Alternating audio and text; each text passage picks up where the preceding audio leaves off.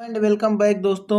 आज की क्लास पर आप सभी का स्वागत है। और देखिए ये क्लास होती है 10th 12th कंबाइंड, लेकिन जो 12th के बच्चे हैं उनके लिए ये क्लास मेनली होती है, क्योंकि वहाँ पर जो 10th के बच्चे हैं उनके लिए भी और 12th के बच्चे भी उनके लिए। देखिए 10th के जो बच्चे हैं उनके लिए भी पहला क्वेश्चन 5 अंक का बहुविकल्पी आता है और दूसरा क्वेश्चन भी 5 अंक का बहुविकल्पी आता है। इसी प्रकार सेम कंडीशन इंटर वालों की होती है।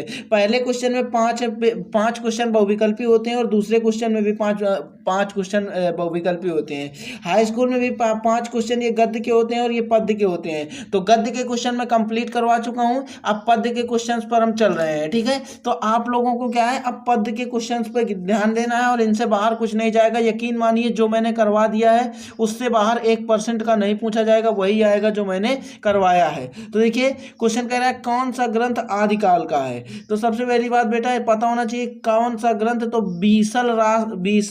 बीसल देव रासो जो है वो जो ग्रंथ है वो आदिकाल का है। किस ग्रंथ का है? आदिकाल का है। भक्तकालीन के कवि बेटा जो जो भक्त थे वो कौन थे? वो उनके पीछे हमेशा दास लगाया जाता है, नाभा दास, फलाने दास, ढकाने दास। तो कुंभन दास भी भक्तिकालीन के कवि थे, बहुत बड़े भक्त थे। कुंभ लिए जो घूमते रहते हैं, जो कुंभ लिए कटोरा लिए घूमते रहते हैं, दास बने कपड़े रंगाए, वो कौन होते हैं? भक्तिकालीन। तो वो भक्तिकालीन के कौन हो गए? कुंभन दास। अब जो विनय पत्रिका है वो किस भाषा में लिखी गई है?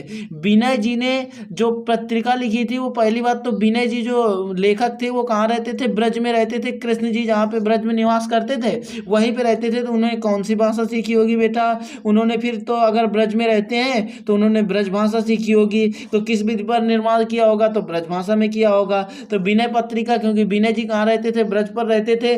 तो जो विनय पत्रिका है वो ब्रज भाषा में लिखी गई है। बात समझ आई बेटा सभी के? तो जल्दी से कमेंट बॉक्स में बताना समझ आई या नहीं।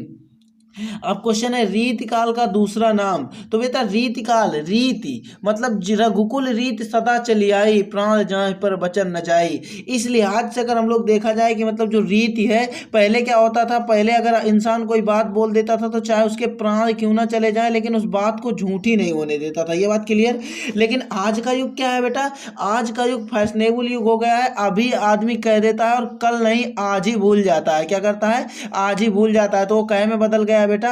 अब का जमाना कहे का है बेटा? फैशन का है। किसका है? फैशन का है। लड़कियां जाती हैं और अपने को खूब सजवाती हैं, सजवाने के बाद घूमती हैं मार्केट में। तो क्या करवाती हैं बेटा? श्रृंगार करवाती हैं। तो पहले का जो काल था वो रीति काल था, क्योंकि तब आदमी कह दिया करता था जो बात तो उस बात से मुकरता नहीं था और कहता था कि रघुकुल रीत सदा चली आई, प्राण जाए पर वचन न जाई। मतलब कि रघु की कुल की ऐसी कुछ रीत होती थी कि वो अगर वो कह देते थे तो उस बात को टालते नहीं थे। लेकिन आज कोई रघुकुल रीत जैसा नहीं है। आज सब कोई बदल जा रहा है, श्रृंगार का जमाना चल रहा है। इसलिए इस जमाने को रीति काल के नाम को हमने रख दिया। कौन सा काल? श्रृंगार काल। बोलो बेटा समझ में आया?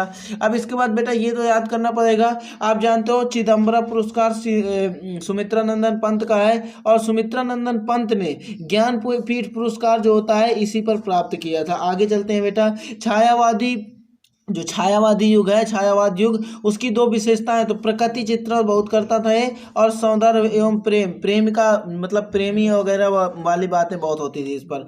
कामायनी में जो सर्गों की संख्या होती है 15। कितनी होती है बेटा? 15। कामायनी व झरना किस युग की रचनाएं हैं? छायावादी युग की।